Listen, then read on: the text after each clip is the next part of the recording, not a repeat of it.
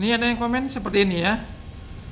Kalau aku tetap nggak bisa kak, ya orang kerja di bawah tekanan berarti emang PT-nya nggak beres, ya. Walaupun aku banyak pengalaman dari PT, banker, toko, pedagang, semua gue laluin, semua titik-titik, ya.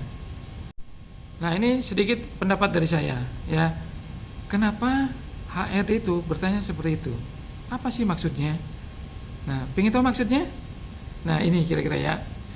Nah, maksudnya HRD bertanya seperti itu berarti kemungkinan di perusahaan itu memang tekanannya besar, ya. Kenapa bisa besar tekanannya? Ya, tekanan pekerjaan ya, karena mungkin ya itu namanya dinamika dari perusahaan itu ya. Karena persaingan usaha itu besar ya. Supaya perusahaan itu tetap stabil, tetap unggul, dan tetap terbaik buat konsumennya. Nah, hal seperti itulah, karena perusahaan-perusahaan yang sejenis itu banyak, ya, dan itu bersaing, itulah yang membuat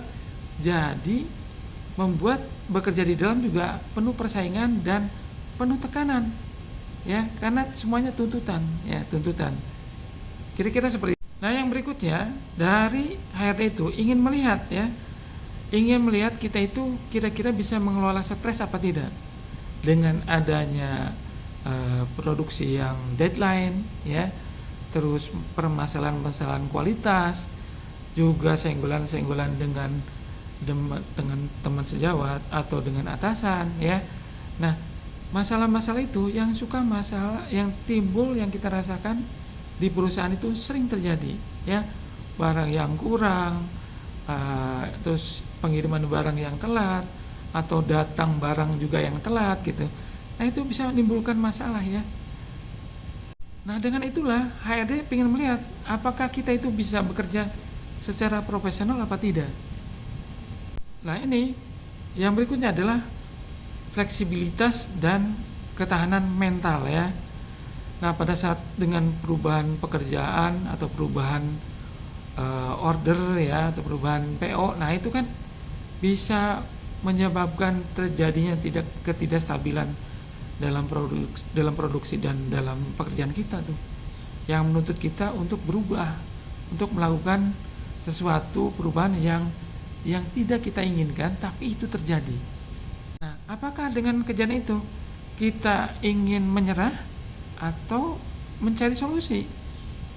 Nah, itulah realitanya ya. Realitanya kalau kita bekerja. Nah, kira-kira dengan realitas seperti itu, pandangan kita seperti apa? Bisa menyelesaikan masalahnya apa enggak?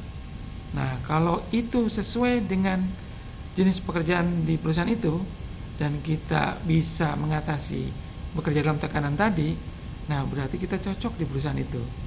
Jadi, contoh jawabannya adalah saya bisa bekerja di bawah tekanan.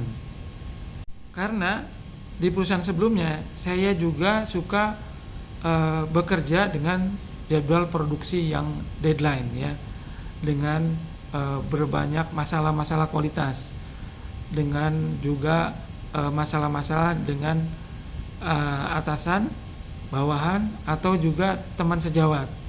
Nah, itu sering terjadi. Jadi saya sudah terbiasa dengan masalah-masalah bekerja di bawah tekanan.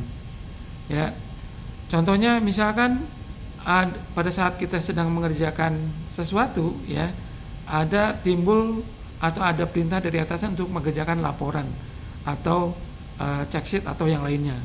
Nah, itu saya mengerjakan berdasarkan prioritas, ya.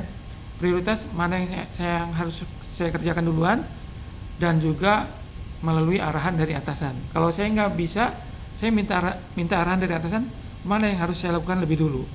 Terus juga fokus supaya pekerjaan itu satu-satu terselesaikan. Jawaban yang kedua adalah saya melihat pekerjaan dalam tekanan itu sebagai suatu tantangan, ya. Suatu tantangan kalau saya bisa mengerjakannya berarti saya mungkin saya bisa membantu dan saya dan perusahaan bisa berkembang, ya. Dan saya menjaga supaya tetap tenang, tetap fokus, ya, mengerjakannya satu-satu. Kalau ada yang pekerjaan yang menumpuk tuh ya, yang menumpuk itu saya pekerjakan satu-satu dulu, bikin skala prioritas. Nah, kalau nggak bisa saya tanya ke atasan, saya minta arahan, ya. Kalau nggak tahu mana yang lebih utama, saya tanya atasan. Atur jadwal dengan baik atau atur prioritas yang dengan baik ya. Terus juga jangan panik ya, jangan panik. Kalau panik ya mungkin pusing. Kalau pekerjaannya menumpuk-numpuk ya saya mengerjakannya sedikit-sedikit ya. Karena kita kan terbatas nih, tangan dua, pikiran cuma satu gitu ya. Jadi kerjakan satu-satu, cicil gitu. Nanti lama-kelamaan terselesaikan. Mungkin itu pendapat saya, kurang lebihnya ya mungkin ya nggak ada yang sempurna lah kira-kira ya. Terima kasih.